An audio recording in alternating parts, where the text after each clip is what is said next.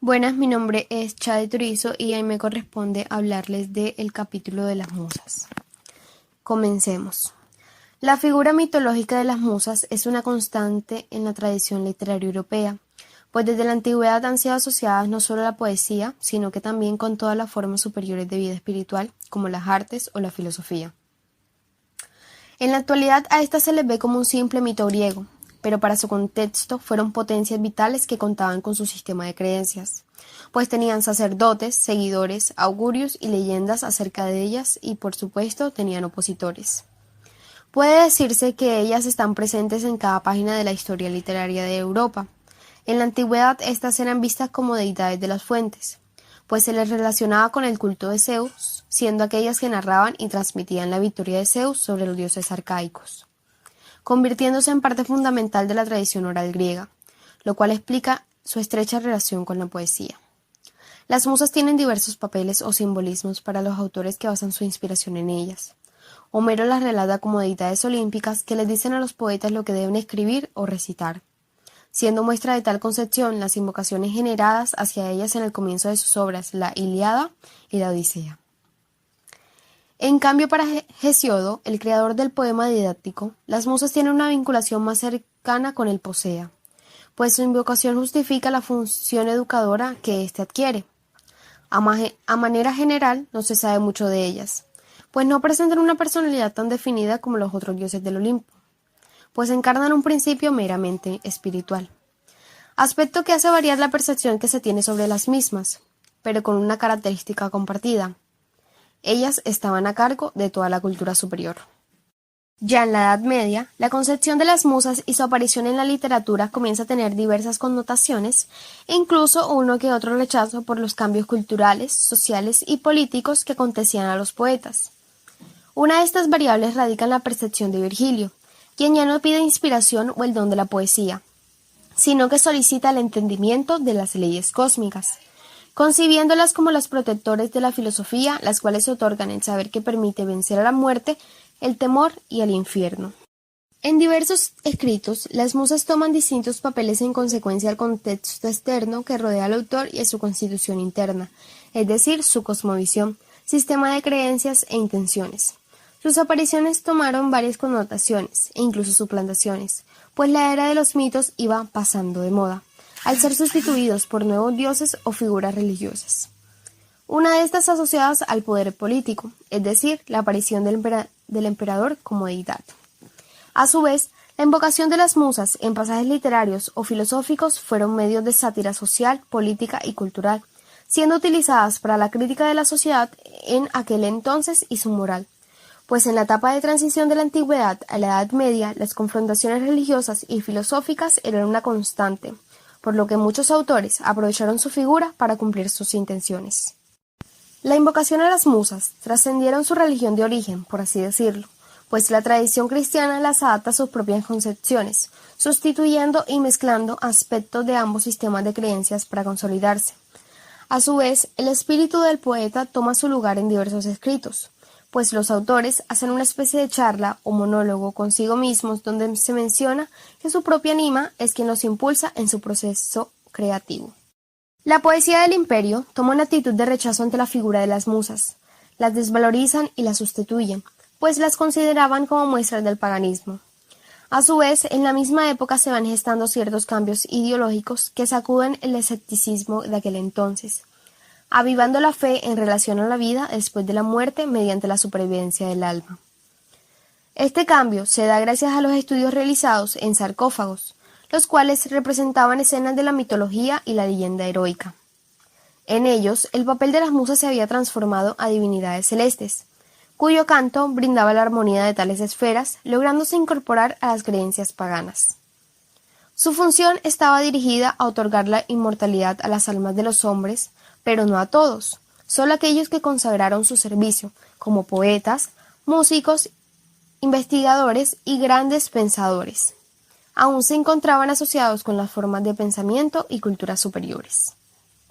El significado religioso que le fue otorgado a las musas en los finales del paganismo es la causa del rechazo que sufrieron en la antigua poesía cristiana, el cual se convirtió en un tópico poético del que se tienen ejemplos que varían desde el siglo IV hasta el siglo XVII. En el desarrollo de la literatura cristiana se les buscó desesperadamente sustituirlas, pues se consideraba que su culto iba en contra de los postulados y mandamientos cristianos, por lo que la figura de Jesús, Dios y el Espíritu Santo tomaron su lugar para marcar la diferencia entre la cristiandad y el paganismo. Los cristianos a través de sus obras protestaban y criticaban las creaciones literarias de los paganos, y por supuesto en contra de las musas, pues consideraban que sus poetas solo escribían falsedades, por lo que la verdadera inspiración y creatividad solo podía venir del único y verdadero Dios, Jehová. Las musas volverán a tener una aparición positiva en la poesía de consecuencias de la Francia meridional, asumiendo el papel del representante de la música y no de las poesías, siendo la secuencia de la raíz de la nueva lírica que se tomaría en Occidente, teniéndolas a ellas en su cuna, dando el paso para que el Renacimiento se retome la antigua concepción que se tenía sobre sus simbolismos y funciones, otorgándoles formas muy diversas. En la era cristiana, Dante se eleva con una libertad de carácter único y significativo que no volvería a repetirse, pues se desprendió de las concepciones comunes para su época, otorgándole una interpretación más abierta que la de la Iglesia, lo cual permitió que pudiera expresar su propia visión de la historia. El más grande poeta de la cristiandad se tomó la libertad de incluir en su obra a los poetas y héroes de la antigüedad en los campos elíseos, describiendo que estos lo admitían en su círculo de pensadores e incluso hizo que Virgilio lo acompañase hasta el paraíso.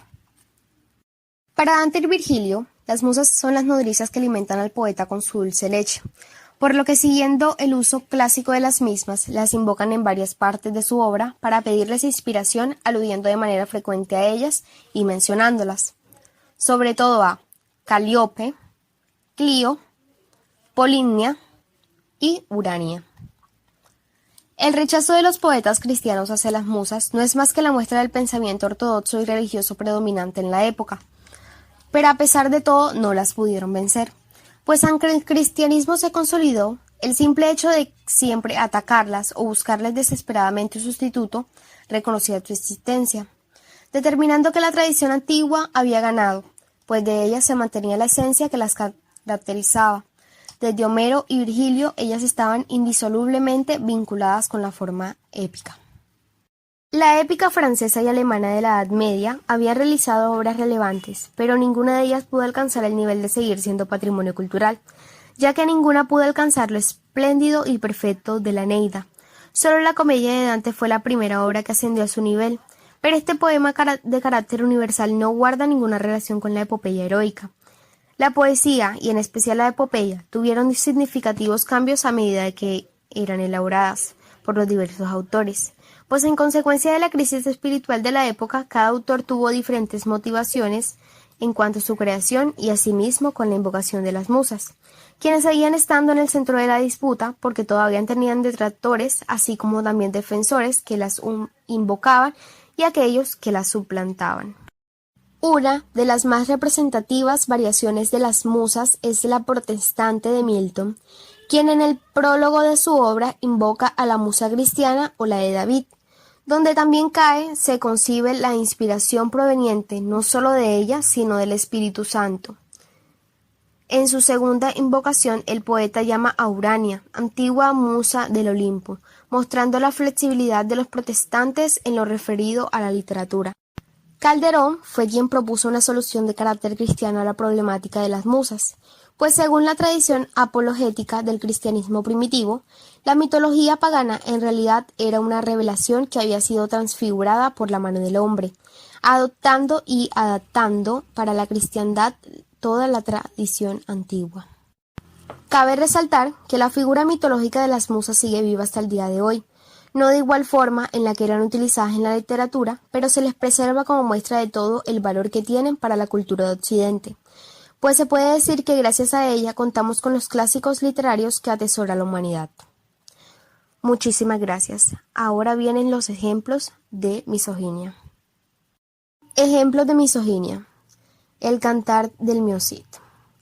Yo os pido merced a vos, rey natural, pues que casáis a mis hijas así como a vos place. Nombrad manero a quien las dé, cuando vos las toméis allá. No se las daré yo con mi mano, ni de ellos se lavarán. Acá podemos ver cómo la mujer es un componente que no va más allá del interés económico y social, el cual es el que domina y dirige las relaciones humanas. Es en consecuencia la mujer un objeto sin valor. Tanto las majaron que sin aliento son, sangrientas en las camisas y todos los ciclatones. Cansados son de oír, ellos ambos a dos, ensayándose ambos cuál dará mejores golpes.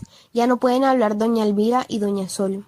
Por muertas las dejaron en el roledo de golpes. Acá los hombres golpean, podría muy bien decirse de una manera sádica, de tal modo que al final, no sin antes despojarlas de las prendas de valor que llevan estas mujeres consigo mismas, piensan haberlas dejado muertas y de todo ello se sienten satisfechos. Ejemplo de el libro de Apolonio. Acá se optó por mantener las grafías del original, eliminando las variantes gráficas no certificativas y por eliminar las marcas de editor, asumiendo, cuando se crea oportuno, las correcciones, reconstrucciones y enmiendas propuestas por Gorbella.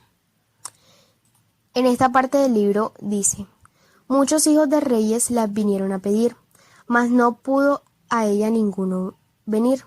Hubo en este comedio tal cosa contar, que es para un consejo vergüenza decir.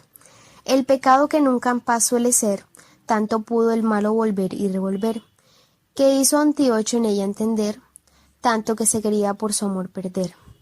Hubo a lo peor la cosa venir, que hubo su voluntad en ella cumplir, pero sin grado lo hubo ella de consentir, que veía que tal cosa no era de sufrir.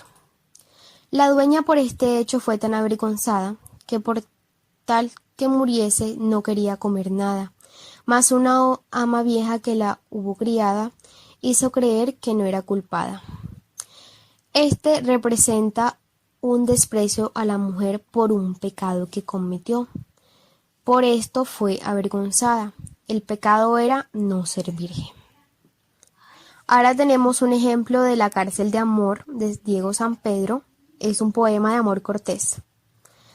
Dice una parte: confía en mis palabras, espera mis promesas, no seas como las otras mujeres que de pequeñas reciben grandes temores. En este pasaje, Lieriano describe a la mujer como un ente asustadizo, incapaz de lidiar con ciertos asuntos debido a su condición mujeril. Aquí se refuerza la idea de que la mujer representa el sexo débil. Por último, el ejemplo de misoginia en la vida real. Una amiga me contaba que desde que está en la universidad ha recibido bastantes comentarios misóginos, como por ejemplo el que hace poco escuchó, y precisamente de uno de sus profesores. Ya casi están en octavo semestre. Deberían borrar todas sus fotos en bikinis si tienen, porque después los hombres como abogadas no las verán en serio. Yo pienso que lo que haces en tus tiempos libres, en los tiempos en los que puedes alejarte del estrés o de tus trabajos, no tiene relación alguna con tu vida profesional. Lo importante es cómo la ejerzas y que seas una persona correcta con principios morales. Todos tenemos derecho a disfrutar, y tu ropa no le da el permiso a nadie de faltarte el respeto. Y podemos ver la bibliografía. Muchísimas gracias por su atención.